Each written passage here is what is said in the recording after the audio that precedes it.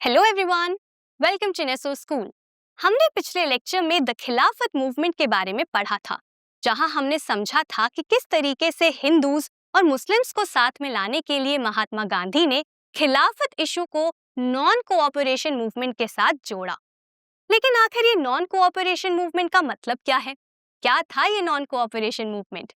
हमारे आज के इस लेक्चर में हम पढ़ने वाले हैं उसी नॉन कोऑपरेशन मूवमेंट के बारे में। तो चलिए देख लेते हैं आज के लेक्चर के टॉपिक्स क्या हैं। जैसा मैंने आप सभी को बताया, हमारे आज के इस लेक्चर का एक ही टॉपिक होने वाला है जिसका नाम है द नॉन कोऑपरेशन मूवमेंट। और ये टॉपिक आपके चैप्टर में यहाँ से लेकर अगले पेज में यहाँ से यहाँ तक दिया गया है। इसी टॉपिक से रिलेटेड एक ग्लॉसरी और साथ ही साथ इमेज भी आपके चैप्टर में दी गई है, जिसे हम आज के इस टॉपिक में कवर करेंगे। तो बिना किसी देरी के शुरू करते हैं। अब इससे पहले मैं आप सभी को नॉन कोऑपरेशन मूवमेंट के बारे में बताऊं, पहले आपका नॉन कोऑपरेशन का मतलब समझना जरूरी है। तो चलिए पहले इसका मतलब समझ लेते हैं।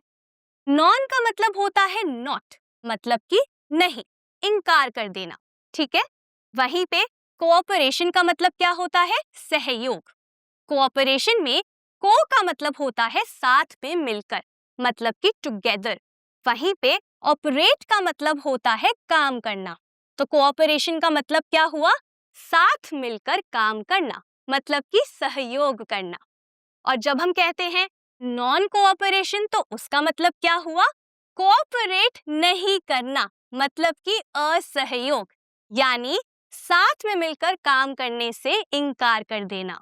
उसी को कहते हैं नॉन कोऑपरेशन।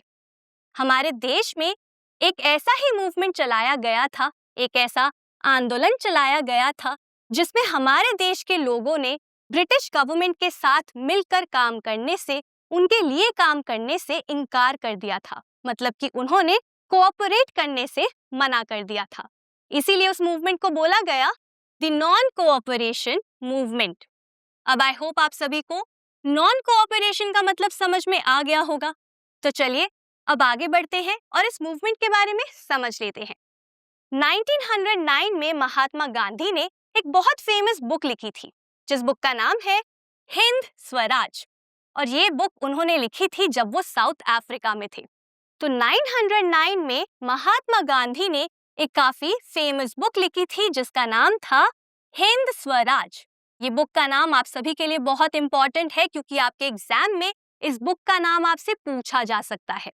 तो 1909 में जब महात्मा गांधी साउथ अफ्रीका में थे, तो उन्होंने एक बुक लिखी थी जिसका नाम है हिंद स्वराज। और इस बुक में उन्होंने डिक्लेयर किया था, ये लिखा था, इस बात की घोषणा करी थी कि इंडिया में जो ब्रिटिश रूल है, इंडिया में जो ब्रिटिश रूल एस्टैब्लिश्ड है, मतलब कि स्थापित है, वो इंडियंस के वजह से ही है। तो यहाँ पे महात्मा गांधी क्या डिक्लेयर करते हैं कि इंडिया में जो ब्रिटिश रूल एस्टैब्लिश्ड है, स्थापित है, वो इंडियंस के कोऑपरेशन के वजह से ही स्थापित है। इंडिया में अभी तक ब्रिटिश रूल इसीलिए सरवाइव कर पा रहा है क्योंकि इंडियंस कोऑपरेट करते हैं ब्रिटिशर्स के साथ। ऐसा महात्मा गांधी ने हिंद स्वराज में डिक्लेयर किया था। अब इसका मतलब क्या हुआ? महात्मा गांधी का ये मानना था कि इंडिया में ब्रिटिश इसीलिए स्ट्रांग हुए, इंडिया में ब्रिटिश रूल इसीलिए स्ट्रांग हुआ क्योंकि इंडियंस ने कहीं ना कहीं सहयोग किया ब्रिटिश सरकार के साथ। उन्होंने या तो ब्रिटिशर्स के साथ मिलकर काम किया या फिर ब्रिटिशर्स के लिए काम किया, और उसी कोऑपरेशन के वजह से इंडिया में ब्रिटिश रूल इतना ज्यादा एस्टैब्लिश हो पाया, इतना ज्यादा ग्रो कर पाया। इसीलिए ब्रिटिश रूल अभी भी इंडिया में सरवाइव कर पाया है, अभी भी इंडिया में जिंदा है, क्योंकि अभी भी आज भी इंडियंस कोऑपरेट करते हैं ब्रिटिशर्स के साथ। इसके बाद महात्मा गांधी कहते हैं कि अगर हमें ब्रिटिश रूल को हटाना है, अगर हमें ब्रिटिश रूलर्स को हराना है, तो उसके लिए इंडियंस को रिफ्यूज करना होगा, मना करना होगा ब्रिटिशर्स के साथ कोऑपरेट करने के लिए।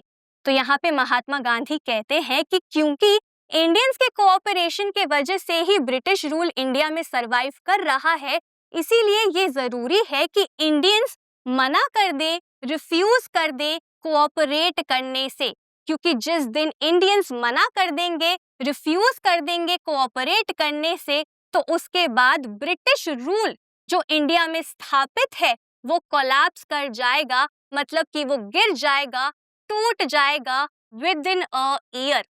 तो महात्मा गांधी यहाँ पर डिक्लेयर करते हैं कि अगर इंडियंस रिफ्यूज कर देते हैं कोऑपरेट करने से, तो 1 साल के अंदर अंदर ही कोलैप्स कर जाएगा ब्रिटिश का ये पूरा एम्पायर और इंडिया में स्वराज आ जाएगा, इंडिया में सेल्फ रूल आ जाएगा, सेल्फ गवर्नमेंट का सिस्टम एस्टैब्लिश हो जाएगा। इसीलिए अगर हमें ब्रिटिशर्स को हटाना है तो सबसे पहले इंडियंस को कोऑपरेट करने से मना करना होगा, उन्हें मना करना होगा कि वो सहयोग नहीं करेंगे ब्रिटिश गवर्नमेंट के साथ, तभी हमारे देश में स्वराज आ पाएगा। और ये उन्होंने बोला था 1909 में अपनी किताब हिंद स्वराज में। इसीलिए जब महात्मा गांधी इंडिया वापस आते हैं तो उसके बाद वो नॉन कोऑपरेशन मूवमेंट को लॉन्च करने की बात बार बार करते हैं। अब यहाँ पर सवाल क्या आता है? यहाँ पर सवाल ये आता है कि आखिर ये नॉन कोऑपरेशन का आइडिया मूवमेंट में बदला कैसे?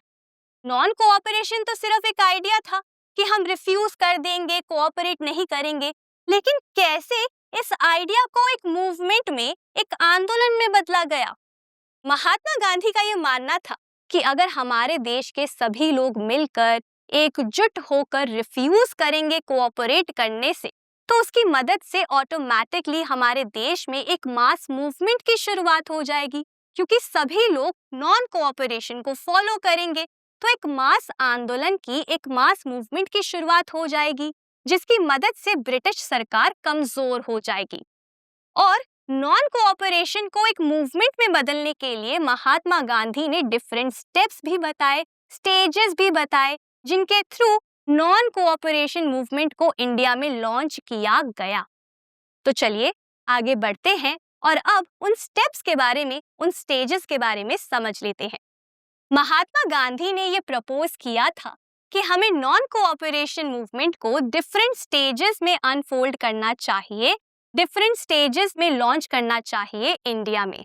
इसीलिए वो 3 डिफरेंट स्टेजेस की यहाँ पर बात करते हैं।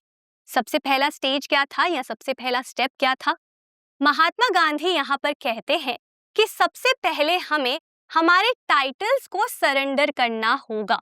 सरेंडर करने का मतलब क्या हुआ कि हमें हमारे टाइटल्स को समर्पित करना होगा, रिटर्न करना होगा ब्रिटिश सरकार को। जो भी टाइटल्स हमें दिए गए हैं ब्रिटिश गवर्नमेंट द्वारा, उन टाइटल्स को हमें रिटर्न करना होगा, उनका समर्पण करना होगा, और यही होगी शुरुआत नॉन कोऑपरेशन मूवमेंट की। अब यहाँ पर टाइटल्स का मतलब क्या हुआ? टाइटल्स का मतलब हुआ सम्मान के लिए दिए गए नाम। तो उस समय ब्रिटिश सरकार कुछ टाइटल्स दिया करती थी सम्मान के तौर पर कुछ लोगों को, डिफरेंट रीजंस के वजह से। कुछ लोगों को उनकी लॉयल्टी के वजह से ये टाइटल्स दिए जाते थे, कुछ लोगों को पब्लिक सर्विस के लिए ये टाइटल दिए जाते थे। तो डिफरेंट रीजंस के वजह से ब्रिटिश गवर्नमेंट यहाँ पर टाइटल्स देती थी कुछ इंडियंस को। जैसे कि फॉर एग्जाम्पल महात्मा गांधी को केसरे हिंद का टाइटल दिया गया था और वहीं पे रविंद्रनाथ टैगोर को सर का टाइटल दिया गया था। इन दोनों ने ही इन टाइटल्स को रिटर्न कर दिया था जलियांवाला बाग मैसेकर के बाद। तो अब महात्मा गांधी यहाँ पर कहते हैं कि हमें सभी टाइटल्स को सरेंडर कर देना चाहिए, रिटर्न कर देना चाहिए, दे देना चाहिए ब्रिटिश सरकार को, जो कि हमें अवार्ड किए गए हैं, दिए गए हैं। क्यों? क्योंकि हमें चैलेंज करना है ब्रिटिशर्स की अथॉरिटी को। जब हम उनके टाइटल्स को एक्सेप्ट करते हैं, अपनाते हैं, तो हम उनकी अथॉरिटी को भी अपनाते हैं। इसीलिए हमें अब क्या करना होगा? उनके टाइटल्स को वापस करना होगा, और यही होगा सबसे पहला स्टेज नॉन कोऑपरेशन मूवमेंट का। इसके बाद वो बात करते हैं सेकंड स्टेज की, जहां पर वो कहते हैं कि हमें बॉयकॉट करना होगा सिविल सर्विसेज को, आर्मी को, पुलिस को, कोर्ट्स एंड लेजिस्लेटिव काउंसिल्स को, और साथ ही साथ स्कूल्स एंड फॉरेन गुड्स को। अब यहाँ पर सबसे पहले आप सभी का बॉयकॉट का मतलब समझना जरूरी है। तो चलिए आपके चैप्टर में बॉयकॉट का मतलब दिया गया है ग्लॉसरी में, तो इसका मतलब समझ लेते हैं। यहाँ पर लिखा है that Boycott is the refusal to deal and associate with people or participate in activities or buy and use things, usually a form of protest. Boycott का मतलब क्या होता है? जब हम रिफ्यूज कर देते हैं, मना कर देते हैं बात करने से, मिलने से, साथ में काम करने से, एसोसिएट होने से, मतलब कि जुड़ने से किसी भी व्यक्ति के साथ, या फिर जब हम मना कर देते हैं, रिफ्यूज कर देते हैं पार्टिसिपेट करने से, शामिल होने से किसी भी एक्टिविटी में, या फिर जब हम कोई सामान नहीं खरीदते हैं या फिर उसका इस्तेमाल नहीं करते हैं प्रोटेस्ट के फॉर्म में, तो उसी को बॉयकॉट बोला जाता है। तो बॉयकॉट क्या होता है? ये प्रोटेस्ट का ही एक फॉर्म होता है, प्रोटेस्ट का ही एक रूप होता है, जहां पर हम रिफ्यूज कर देते हैं, मना कर देते हैं किसी के साथ मिलकर काम करने से, एसोसिएट होने से, किसी एक्टिविटी में शामिल होने से, या फिर किसी भी सामान को यूज करने से, खरीदने से। जब हम मना कर देते हैं इन सब बातों के लिए एज अ प्रोटेस्ट, तो उसी को कहा जाता है बॉयकॉट। तो यहाँ पे महात्मा गांधी ने कहा था कि सबसे पहला स्टेप तो ये है कि हमें टाइटल्स को रिटर्न करना है और उसके बाद हमें बॉयकॉट करना है ब्रिटिश एडमिनिस्ट्रेशन को, मतलब प्रशासन को, ब्रिटिश आर्मी को, ब्रिटिश इंस्टीट्यूशंस को, ब्रिटिश गवर्नमेंट को। तो हम यहाँ पर क्या करेंगे?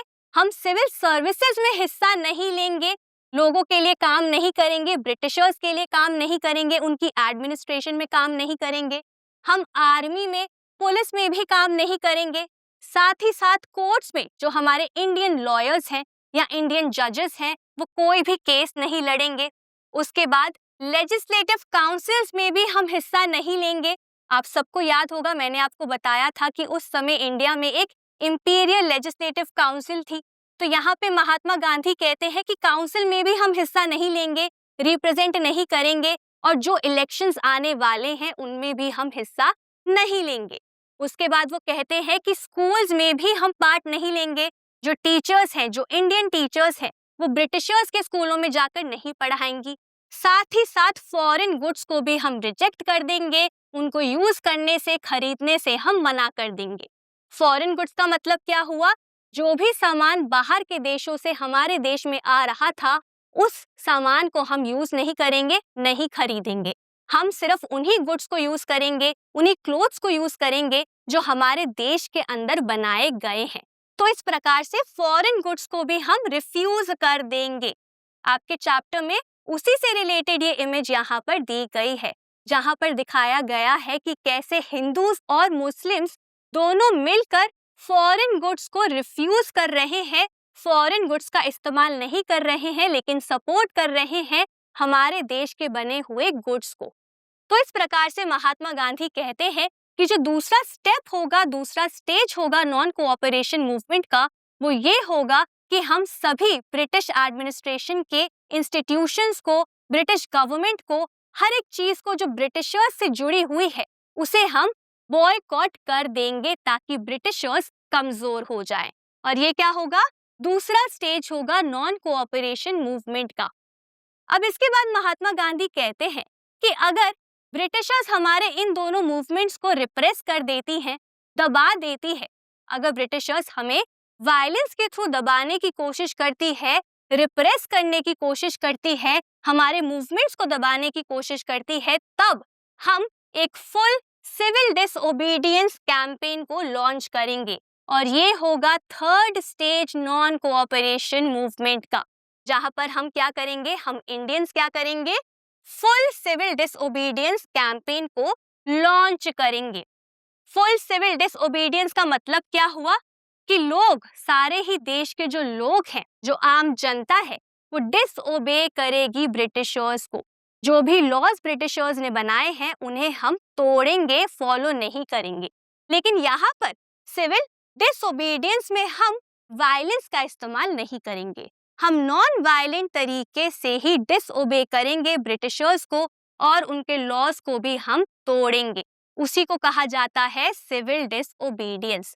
तो यहाँ पे महात्मा गांधी कहते हैं कि अगर हमारे मूवमेंट्स को दबाया जाएगा, तब हमारा थर्ड स्टेज आएगा नॉन कोऑपरेशन मूवमेंट का, जिसमें हम सिविल डिसओबीडियंस को शुरू करेंगे। इस कैंपेन को हम लॉन्च करेंगे ब्रिटिशर्स के अगेंस्ट। तो यहाँ पर इन 3 स्टेजेस की महात्मा गांधी बात करते हैं और इन स्टेजेस को वो प्रपोज करते हैं नॉन कोऑपरेशन मूवमेंट के लिए। अब यहाँ पर महात्मा गांधी प्रपोजल तो सामने रख देते हैं, लेकिन आम जनता तक भी ये जानकारी का पहुंचना बहुत ज्यादा जरूरी था, उनका सपोर्ट भी बहुत ज्यादा जरूरी था। तो अब महात्मा गांधी शौकत अली के साथ मिलकर 1920 में समर्स में, मतलब गर्मियों के महीनों में वो इंडिया में घूमते हैं, अलग अलग जगहों पर जाते हैं। तो वो डिफरेंट विलेजेस को विजिट करते हैं, गांव में जाते हैं, टाउन्स में जाते हैं, शहरों में जाते हैं, लोगों से बात करते हैं और लोगों को मोबिलाइज करने की कोशिश करते हैं, एकजुट करने की कोशिश करते हैं ताकि सभी लोग मिलकर इस मूवमेंट को सपोर्ट करें। तो 1920 में समर्स में महात्मा गांधी और शौकत अली जाते हैं लोगों को मोबिलाइज करने के लिए। शौकत अली का नाम आप सभी को याद होगा, हमने पिछले लेक्चर में इनके बारे में पढ़ा था। ये वही थे जिन्होंने खिलाफत इशू के बारे में बात करी थी महात्मा गांधी से अपने भाई के साथ मिलकर। इनके भाई का नाम क्या था? मोहम्मद अली। ठीक है, तो यहाँ पर क्योंकि नॉन कोऑपरेशन मूवमेंट में 3 इश्यूज को भी लाया जा रहा था, फर्स्ट खिलाफत इशू, सेकंड स्वराज को पाना और तीसरा पंजाब में हुए इनजस्टिस। करेक्ट, ये हमने पढ़ा था कि कैसे Gandhi ji non cooperation movement में इन तीनों बातों को इन्वॉल्व करना चाहते थे। तो यहाँ पर शौकत अली जाते हैं मुस्लिम कम्युनिटी को गैदर करने के लिए, मोबिलाइज करने के लिए, और महात्मा गांधी जाते हैं स्वराज के आइडिया के साथ लोगों को मोबिलाइज करने के लिए। तो इस तरीके से महात्मा गांधी और शौकत अली लोगों को एकजुट करने की कोशिश करते हैं ताकि वो सपोर्ट करें नॉन कोऑपरेशन मूवमेंट को। तो यहाँ पर हमने समझ लिया है कि कौन कौन से स्टेजेस थे जिनके through Mahatma Gandhi non cooperation movement को लॉन्च करना चाहते थे और कैसे उन्होंने लोगों को एकजुट किया, मोबिलाइज किया। अब आगे बढ़ते हैं और समझ लेते हैं कि कैसे नॉन कोऑपरेशन मूवमेंट की शुरुआत हुई, लेकिन उससे पहले किस तरीके से कांग्रेस के अंदर काफी ज्यादा झगड़े हुए इसी मूवमेंट के वजह से। जैसे कि मैंने आपको अभी बताया कि महात्मा गांधी प्रपोजल सामने रखते हैं नॉन कोऑपरेशन मूवमेंट का, और हमने पिछले लेक्चर में भी ये पढ़ा था कि किस तरीके से जब महात्मा गांधी कैलकाटा सेशन में कांग्रेस लीडर्स को बताते हैं कि हमें खिलाफत इशू को भी इन्वॉल्व करना चाहिए और एक नॉन कोऑपरेशन मूवमेंट को लॉन्च करना चाहिए, तो उसके बाद कई सारे कांग्रेस के लीडर्स थे जो उस बात को सपोर्ट नहीं करते हैं। तो यहाँ पर भी जब महात्मा गांधी इन प्रपोजल्स को सामने रखते हैं, वो बताते हैं डिफरेंट स्टेप्स के बारे में, स्टेजेस के बारे में, तो कांग्रेस के अंदर कई सारे लीडर्स ऐसे थे जो काफी ज्यादा चिंता में आ जाते हैं, वो काफी ज्यादा कंसर्न्ड हो जाते हैं। अब यहाँ पे 2 रीजंस थे जिनके वजह से कांग्रेस के लीडर्स जो थे वो चिंता में थे। ठीक है, सबसे पहला रीजन क्या था? Boycott of the council elections, और दूसरा रीजन क्या था? वायलेंस। तो यहाँ पर इन दोनों रीजंस के वजह से कुछ कांग्रेस लीडर्स जो थे वो इस मूवमेंट को सपोर्ट नहीं करना चाहते थे। पहला रीजन क्या था? Council elections. चलिए, काउंसिल इलेक्शंस क्या थे ये समझ लेते हैं। नवंबर 1920 में ब्रिटिश सरकार काउंसिल इलेक्शंस को हेल्ड करवाने वाली थी। आप सभी को याद होगा, हमने इंपीरियल लेजिस्लेटिव काउंसिल के बारे में पढ़ा था। अब उस इंपीरियल लेजिस्लेटिव काउंसिल का नाम रख दिया गया था सेंट्रल लेजिस्लेटिव काउंसिल। ठीक है, और वो पूरे देश के लिए थी। साथ ही साथ कुछ काउंसिल्स थी प्रोविंसेस के लिए, तो हर एक प्रोविंस के लिए अलग अलग काउंसिल हुआ करती थी, लेजिस्लेटिव काउंसिल हुआ करती थी। ठीक है, आप सबको याद होगा, हमने सिविक्स में पढ़ा है कि किस तरीके से ब्रिटिश इंडिया में उस समय कुछ स्टेट्स थी जो कि प्रिंसली स्टेट्स थी, करेक्ट, और कुछ स्टेट्स थी जो कि प्रोविंसेस थी। तो यहाँ पे प्रोविंसेस के लिए और जो इंपीरियल लेजिस्लेटिव काउंसिल थी, यानी कि जो सेंट्रल लेजिस्लेटिव काउंसिल थी, उसके लिए इलेक्शंस को हेल्ड करवाया जाने वाला था नवंबर 1920 में। और यहाँ पर ब्रिटिशर्स ने इंडियंस को ये मौका दिया था कि वो भी इन इलेक्शंस में कंटेस्ट कर सकते हैं, और कुछ लोगों को वोटिंग राइट्स भी दिए गए थे। तो महात्मा गांधी ने जब बोला अपने प्रपोजल में कि हम काउंसिल इलेक्शंस को बॉयकॉट कर देंगे, हम उसमें कंटेस्ट नहीं करेंगे, हिस्सा नहीं लेंगे, वोट नहीं करेंगे, तो उसके वजह से कुछ लीडर्स थे जो इस मूवमेंट के खिलाफ हो गए। वो हिचकिचा रहे थे, रिलक्टेंट थे, मतलब कि वो हिचकिचा रहे थे बॉयकॉट करने से काउंसिल इलेक्शंस को। क्योंकि उनको लग रहा था कि ये एक मौका है जिसके थ्रू हमारे पास थोड़ी सी ही सही लेकिन पॉलिटिकल पावर आ सकती है। तो ये सबसे पहला रीजन था जिसकी वजह से कुछ कांग्रेस लीडर्स सपोर्ट नहीं कर रहे थे नॉन कोऑपरेशन मूवमेंट को और वो रिलक्टेंट थे। दूसरा रीजन था वायलेंस। कई सारे कांग्रेस लीडर्स को ऐसा लग रहा था कि कहीं फिर से इस मूवमेंट की वजह से देश के अंदर वायलेंस ना हो जाए और लोगों की जान ना चली जाए। तो इन दोनों रीजंस के वजह से कुछ लीडर्स थे जो कि कंसर्न थे और इस मूवमेंट को सपोर्ट नहीं करना चाहते थे। और इसी वजह से सितंबर और दिसंबर के बीच में काफी ज्यादा लड़ाइयां हुई, काफी ज्यादा झगड़े हुए, मतलब कि इंटेंस टसल हुआ कांग्रेस के लीडर्स के बीच में। जो ओपोनेंट्स थे वो सपोर्ट नहीं करना चाह रहे थे, वो कॉम्प्रोमाइज नहीं करना चाह रहे थे, संघर्ष नहीं करना चाह रहे थे किसी भी प्रकार का। वहीं पे जो सपोर्टर्स थे वो भी कॉम्प्रोमाइज नहीं करना चाहते थे, वो भी मूवमेंट को लॉन्च करना ही चाहते थे। तो यहाँ पर कोई भी कॉम्प्रोमाइज करने के लिए रेडी नहीं था, कोई भी रेडी नहीं था एक तरीका निकालने के लिए, एक मिडिल वे निकालने के लिए।